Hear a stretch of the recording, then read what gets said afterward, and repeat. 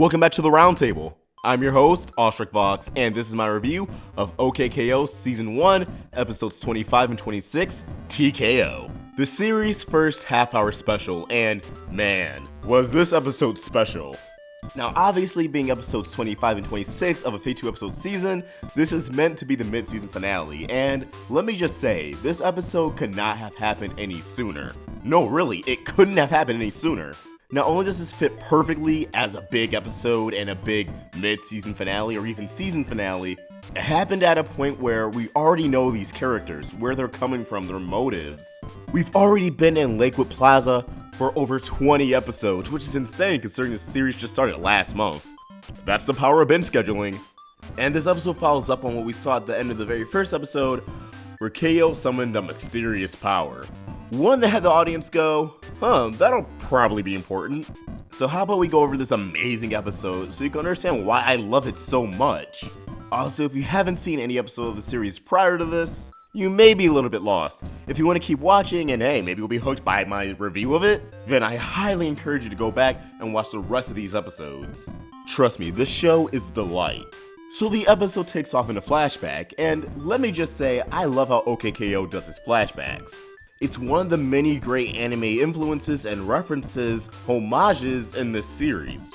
The colors are slightly muted, and the edges of the scene are blurred, a technique commonly used in anime, although it happened more in retro anime when things were so cel-shaded than it does now.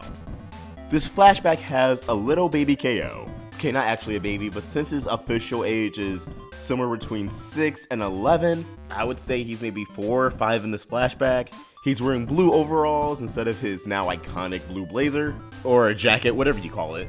And he's seen meditating with Carol. The theme of this meditation is all about focus. But unfortunately, K.O struggles to focus and loses composure when a fly interrupts his meditation, causing him to throw a tantrum. Carol reassures K.O that even though this path is hard, the path of being a great hero, he will only achieve that through focus and determination, no shortcuts. Also, I love how when she reiterates the importance of focusing, she crushes a bug without even looking. Just kidding, she lets it go. Nevertheless, K.O understands her message and begins to focus. Which brings us to present day. Also, very slick transition. The storyboarding and direction was top notch in this episode. There was not a single scene that didn't just have me enamored. We're thrown right into the middle of a battle with Daryl, which is another reason why this episode couldn't have happened any sooner. At the beginning of the series, K.O was startled at the sight of a Daryl robot attacking. Here, it's just become everyday routine. Despite that, K.O still faces difficulty facing off against Daryl, having to be saved by Enid and Rad, who delivered quite the butt-kicking in this episode, and again, the action scenes in this episode blew me away. Now, they're not the best action sequences I've ever seen, but compared to other shows on Cartoon Network, including Steven Universe, moments of combat that have actual weight to their punches, their blows, it's something that's been lacking in Cartoon Network shows for a long time. So it just feels so right and so great to have it back. In this scene specifically, it feels like every hit, every punch, spin kick, leap in the air, you name it, matters. And for all intents and purposes, it should matter because Boxman keeps messing with the plaza. And again, at this point in the series, we should know how much the plaza means to all these characters. And if you're invested in the show by now, it means a great deal to the audience. While Enid and Rad finish off this Daryl, K.O begins monologuing. He's beating himself up, he doesn't know what he's doing wrong. He's been working at the plaza for quite some time, yet he still can't take on a Daryl bot? Why is he so weak? Why is he lacking power? To which Enid and Rad reassure him, power isn't everything. Oh hey K.O, you're monologuing out loud again. Rad even says the hero thing takes time. He wasn't always that powerful, although, if memory serves, isn't Rad like a level 2? Or even a level 1? After all, I'm level 2. Mr. Gar even arrives, and while he congratulates Enid and Rad, he really doesn't have that much to compliment K.O on, and just has him clean. While K.O proceeds to mop up the Daryl bits, he's refreshing his PAL card, hoping it'll update, but nope, it's still at level 0.1, 0.1, 0.1. This frustrates K.O, which gets the attention of a nearby shadowy figure. K.O apologizes for the broom traveling that far, and does anyone else notice that K.O and other characters in the show say sorry like Canadians? No, seriously, one of my best friends is Canadian, and that's how he says sorry. Friends actually kind of poke fun at him about that all the time. the Shadowy Figure offers KO a proposition. He knows that there's some kind of hidden power that lies dormant within KO, and he wants to drag it out. I wonder if this has anything to do with the evil KO we saw a few episodes ago, when everyone was facing their fears. KO, extremely naive, happily accepts the Shadowy Figure's invitation, but then he realizes, wait, who are you? I know nothing about you, kind stranger. To which the Shadowy Figure apologizes and steps out of the darkness, revealing himself to be... Oh wait, that's just Professor Venomous. What's with the cloak and everything? You're already an established character in the show, I'm kind of lost. I mean, you kind of got the stubble going on, the skin color is kind of a muted purple, which isn't too off from your own skin tone. Oh wait, he's handing KO a pile card and oh, it says Shadowy Figure. But he has a hero level 8, so he must be legit. I guess he's not Professor Venomous. Despite having the same voice actor and just a slightly modified voice, kind of the same height, again the stubble. I'm probably just looking too much into it. Before KO goes off with the Shadowy Figure and not Professor Venomous, he takes one last glance at the broom, thinking of Mr. Gar's words, but in a more mimicking sense. He's insulted that Mr. Gar just had to say, good hustle out there. Also, I love how when KO gets closer to the bushes, he's engulfed more in darkness. So the Shadowy Figure takes KO to the woods in broad daylight surrounded by other background characters? I don't know if that makes him more sketchy or less sketchy. The Shadowy Figure elaborates that KO's power can be brought out by anger. Wow, this really is anime. And KO's like, what? No, I'm not even angry anymore, throwing that broom helped. But alas, the Shadowy Figure begins to plant thoughts inside KO's brain. Enid, Rad, Gar, they're not supporting KO, they're taunting him, belittling him, treating him like he's nothing more than a mere kid. And his pent-up caged anger takes over. KO begins to break down, he's crying harder than ever before. His fists begin to glow. He's violently shaking. The Shadowy Figure proceeds with his sinister monologue. They want to see KO weak. They want to hold him back because they know of the power within him. And he commands KO to fire a blast, to which it fails. Oops, that's kind of anticlimactic. Oh no, never mind. Getting mad at KO's friends didn't help. Getting mad at himself helped. Uh-oh. His armbands become spiked. He gains a tan. And his headband unravels. The Shadowy Figure cackles and congratulates KO, saying that he's already the hero he was born to be. But is he a hero or a villain? Yeah, we have another 26 episodes of the season, so probably a hero. The Shadowy Figure tells KO to go see his friends so they can see how powerful he's always been. And I absolutely love the close-up of Venom Shadowy Figure here. It's just so detailed and just well composed. The shadows, the shape of his cloak, his nose, his sharp-toothed smile, the angle of the chin, oh my god, I love it all. Back at the plaza, a new Daryl arrives. Bigger and badder before, with a really big cannon. And he's gonna blow the plaza to smithereens. This looks like the end. Rad thinks they should go get help, but Enid says no. We're fighting until we die. Also, not only do I love the design of this upgraded Daryl, but I love the pose that Enid and Rad take in what's seemingly their final moments. But lo and behold, the Daryl gets wrecked, literally split in half, and then explodes. In the falling debris of the Daryl lies a mysterious silhouette. This isn't a KO we're familiar with. This is... What is that? That's KO now? He looks like Raditz and the Werehog and Demon Curse Seal Mark Sasuke. He looks like he wants to hunt DeviantArt. Also, he wants to be called Turbo K.O. or T.K.O. and not K.O., so that explains the episode title. And as you probably guessed, T.K.O. is just one big, edgy, emo face.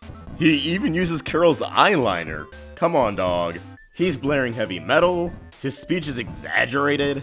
Oh yeah, this is 2007 Hot Topic levels of emo. He has an attitude at work, smacking away Enid's hand, and his headphones have skulls on them. Skulls! He may be powerful, but he's also kind of a dick. Where Enid questions where those moves and power came from, KO gives this pretty sick analogy about pizza. The dough is betrayal. The cheese is the laughter from my so-called friends. Also take note, while KO is giving this analogy, the background's fading to black as KO's color scheme is tinted with purple. Enid thinks KO is being dramatic, which upsets him. Rad tries to fit in with KO's new style, only to be ignored, crushing poor little Radicles. Rad and Enid try to snap KO out of this, offering him lightning nachos, showing him affection, how much they care about him.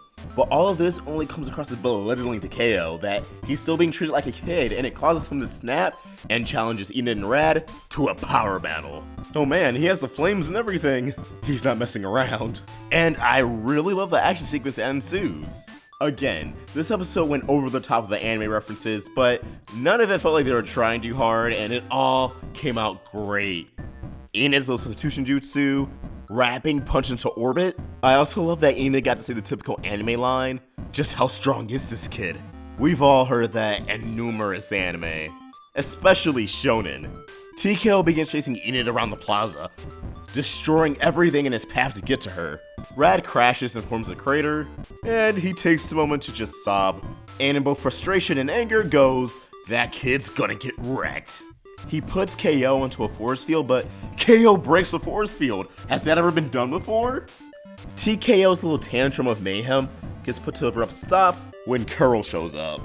And she tells KO that this phase has gone on for too long, to which KO says the iconic line, "It's not a phase, Mom."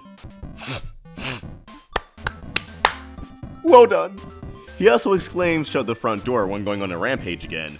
But TKO's rampage comes to a sudden halt because as soon as he's about to strike Carol, the KO we know and love takes over. The two engage in an inner battle, both with dynamic proportions and a battle of morals. Don't you want to be strong? Or do you want to protect your friends? TKO begins to overwhelm KO, but then we go back to the beginning of the episode. The importance of focusing. Focus. Keep your balance. Recalling this lesson, KO begins to form an orange aura around him, grabbing TKO's punch and spinning him into the cage. But if you ask me, this isn't the last we're gonna see of the TKO transformation. I also believe KO's gonna have other transformations, probably something akin to a Super Saiyan, down the line. KO comes to and immediately hugs Carol and bawls his eyes out. I love that scene. She returns his headband and he's back to the KO we know and love 100%. But she asks, where did you get that power from? But he's still trying to make sense of it all because he doesn't recall anything.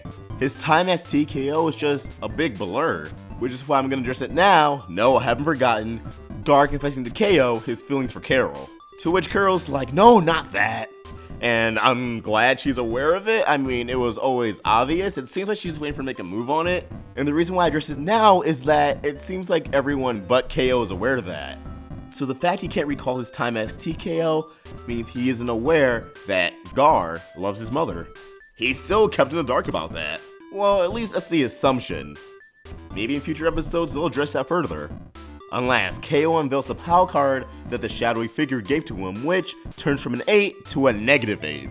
But wait a minute, in the episode I Am Dendy, from what we saw of Venomous' card, it was a -7. How did it change? Has he been up to more evil deeds since then that caused it to decrease? Or increase? I don't know, negative numbers are weird. Or is this truly a different character? Either way, we see him monologuing in the distance, just saying soon over and over again.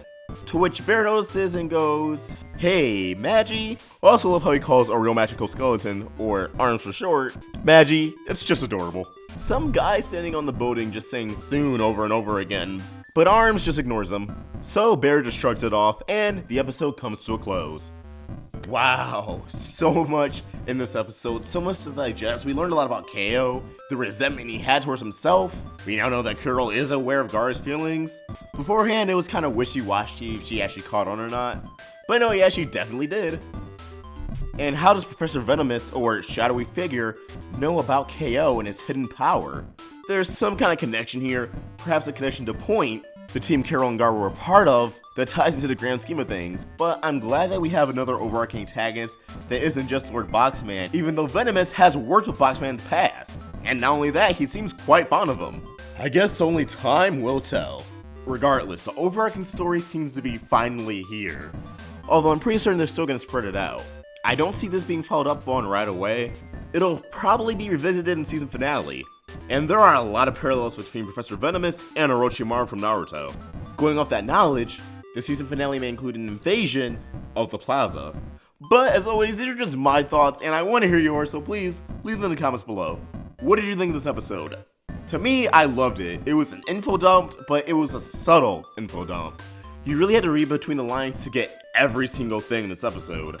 Let's get the discussion going. And as always, if you enjoyed this video, please sure to like, and if you're here, that subscribe button, it really helps us out. Be sure to hit the bell for notifications so you can never miss a video from the Roundtable. And if you want to keep the convo going beyond the comments, tweet to us at Roundtable Vids. And you can tweet to me at OstricVox. And you can follow a lot of our social media, and our other host. I'll link them in the description.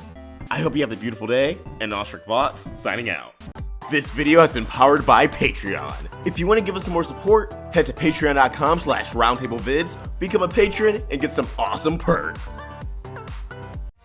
Thanks for watching another video on the Roundtable. If you want to get more involved with our community and watch videos from Let's Talk with Tom, Voxbox, and more, click the video right here. Or if you want to get some more of the animation goodness, watch some Crystal Clear or Meaning Monday, click the video right here. And please, don't forget to subscribe.